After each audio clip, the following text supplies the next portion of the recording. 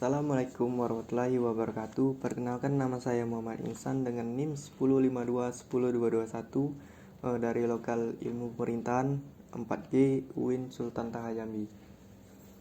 Baiklah, di sini saya akan menjelaskan alur dan proses pembentukan peraturan perundang-undangan yang ada di Indonesia. Di Indonesia, pembentukan peraturan perundang-undangan mengikuti alur dan proses yang diatur dalam Undang-Undang Nomor 12 Tahun 2011 tentang pembentukan peraturan perundang-undangan. Adapun alur dan proses pembentukan peraturan perundang-undangan di Indonesia secara umum, yang pertama adalah inisiasi. Proses dimulai dengan inisiasi pembentukan peraturan perundang-undangan. Inisiasi dapat berasal dari berbagai pihak seperti Presiden, DPR, DPD, atau masyarakat umum. Terus selanjutnya yang kedua, penyusunan naskah.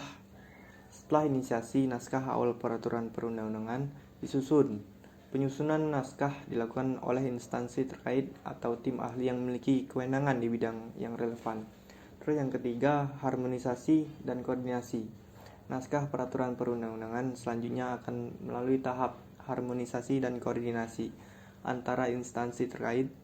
Tujuan tahap ini adalah untuk memastikan keselarasan antara naskah peraturan dengan peraturan perundang-undangan yang ada serta koordinasi dengan kebijakan nasional yang berlaku.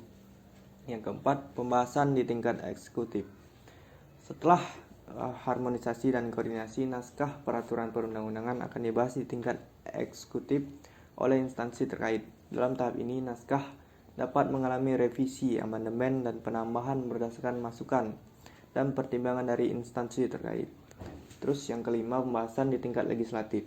Setelah pembahasan di tingkat eksekutif, naskah peraturan perundang-undangan diajukan ke DPR.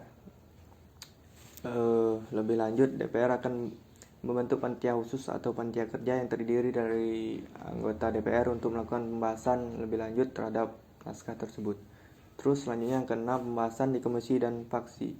Naskah peraturan perundang-undangan kemudian dibahas oleh komisi DPR yang memiliki bidang tugas terkait dengan materi peraturan tersebut. Selain itu, fraksi-fraksi di DPR juga dapat memberikan masukan dan pendapatan terkait naskah tersebut. Terus yang ketujuh, pembahasan pengambilan keputusan. Setelah melewati tahapan pembahasan di komisi dan fraksi, naskah peraturan perundang-undangan dibahas secara pleno di DPR. Pada tahap ini, anggota DPR dapat memberikan amandemen atau perubahan terhadap naskah. Selanjutnya yang ke-8, persetujuan.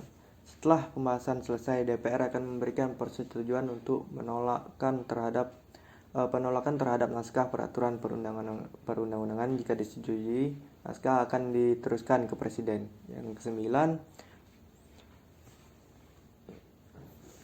ke-9, penandatanganan dan pengesahan. Presiden sebagai pihak yang berwenang akan menandatangani naskah peraturan perundang-undangan. Setelah itu, peraturan perundang-undangan tersebut dikirim ke DPR untuk mendapatkan pengesahan. Terus yang ke-10, pengesahan. Setelah naskah peraturan perundang-undangan ditandatangani oleh Presiden, DPR melakukan pengesahan secara resmi. Pengesahan dilakukan dalam rapat paripurna DPR dan dihadiri oleh anggota DPR. Nomor 11, pengumuman dan pemberlakuan. Peraturan perundang-undangan diumumkan dalam lembaga negara Republik Indonesia atau media publikasi resmi lainnya. Setelah tanggal diumumkan, peraturan perundangan tersebut diberlakukan dan memiliki kekuatan hukum yang mengikat semua pihak yang terkait. Terus yang terakhir, evaluasi dan amandemen. Setelah peraturan perundang-undangan berlaku, pihak yang berwenang dapat melakukan evaluasi terhadap implementasinya. Jika terdapat kelemahan atau perlu perubahan, peraturan perundangan tersebut dapat direvisi atau diamandemen untuk meningkatkan efektivitas dan relevansinya. Oke.